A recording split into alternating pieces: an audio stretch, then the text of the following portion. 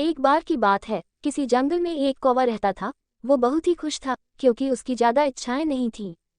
वो अपनी जिंदगी से संतुष्ट था, लेकिन एक बार उसने जंगल में किसी हंस को देख लिया और उसे देखते ही सोचने लगा कि ये प्राणी कितना सुंदर है। ऐसा प्राणी तो मैंने पहले कभी नहीं देखा।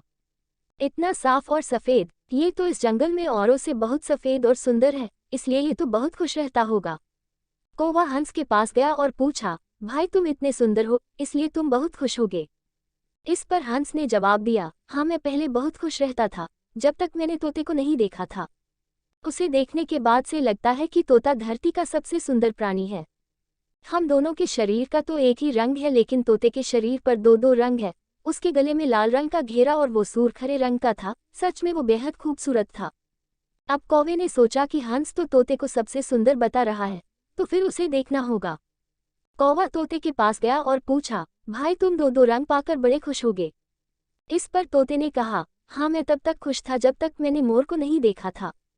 मेरे पास तो दो ही रंग हैं, लेकिन मोर के शरीर पर तो कई तरह के रंग हैं। अब कौवे ने सोचा सबसे ज्यादा खुश कौन है, ये तो मैं पता करके ही रहूंगा। इसलिए अब मोर से मिलना ही पड़ेगा। कौवे ने मोर को जंगल में ढूंढा, लेकिन उसे पूरे जंगल में एक भी मोर नहीं मिला और मोर को ढूंढते ढूंढते वह चिड़ियाघर में पहुंच गया तो देखा मोर को देखने बहुत से लोग आए हुए हैं और उसके आसपास अच्छी खासी भीड़ है। सब लोगों के जाने के बाद कौवे ने मोर से पूछा, भाई तुम दुनिया के सबसे सुंदर जीव हो और रंग बिरंगे हो, तुम्हारे साथ लोग फोटो खींचवा रहे थे। तुम्हें तो बहुत अच्छा लगता होगा और तुम तो दुनिया के सबसे खुश जीव होगे।